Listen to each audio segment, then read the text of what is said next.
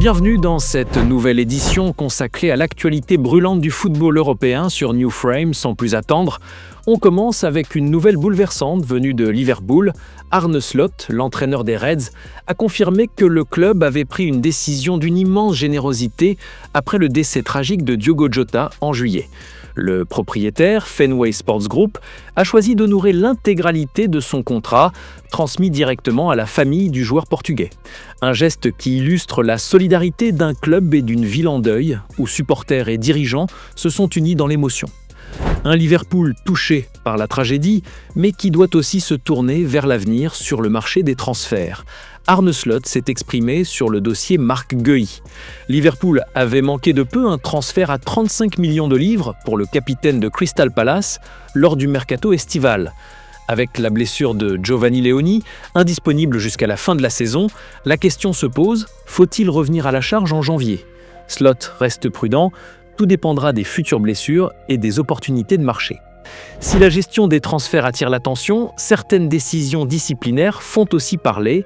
Hugo Ekitike, expulsé pour avoir enlevé son maillot après un but décisif en Carabao Cup, échappe finalement à une amende. Un rappel à l'ordre symbolique, mais sans conséquence pour le portefeuille de l'international français. Quittons Anfield, mais toujours en Angleterre, un autre club historique traverse une période sombre. Manchester United continue de souffrir en Première Ligue. Les Red Devils se sont inclinés 3-1 face à Brentford, avec un doublé d'Igor Thiago et un pénalty manqué de Bruno Fernandes. Une nouvelle déception qui met Ruben Amorim sous pression, toujours incapable d'enchaîner 2 victoires consécutives. Pendant ce temps, Brentford grimpe à la 11e place, laissant United à une inquiétante 13e position. Et du côté de Londres, un autre banc a récemment tremblé. Selon The Mirror, West Ham a décidé de se séparer de Graham Potter après un début de saison catastrophique. Avec seulement 3 points en 5 journées, les Hammers se retrouvent 19e du classement. Nuno Espirito Santo est pressenti pour prendre les commandes, lui qui connaît bien la Première Ligue après ses passages à Wolverhampton et Tottenham.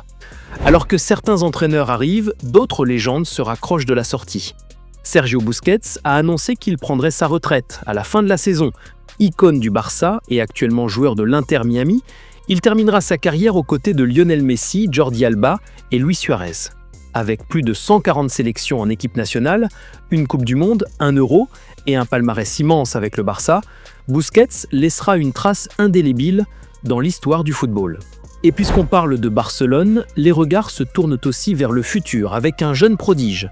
OneFootball affirme que Hansi Flick a confirmé le retour imminent de Lamine Yamal. À seulement 18 ans, le phénomène du Barça aura du temps de jeu face à la Real Sociedad. Une annonce qui excite déjà les supporters, impatients de revoir leurs pépites sous les projecteurs du Camp Nou. Mais tout n'est pas rose pour le club catalan, qui doit composer avec une blessure importante. D'après le Mundo Deportivo, Joan Garcia, gardien du Barça, a été opéré du ménisque. Bonne nouvelle, l'intervention s'est bien déroulée et son absence est estimée entre 4 et 6 semaines. Il manquera néanmoins plusieurs matchs cruciaux, dont le choc de Ligue des Champions contre le PSG et le Classico face au Real Madrid. Et pour conclure, direction l'Italie où un coach charismatique s'est exprimé avant un choc de Serie A. Selon le Corriere dello Sport, Antonio Conte, entraîneur de Naples, s'est exprimé avant le match contre l'AC Milan. Il refuse de désigner un favori, rappelant que ces grands rendez-vous se jouent sur le terrain. Privé de plusieurs joueurs cadres, Conte compte sur l'intensité et la passion napolitaine pour créer la surprise à San Siro. Voilà pour ce tour d'horizon du foot mondial, merci d'avoir suivi. On se dit à la prochaine pour un nouveau décryptage.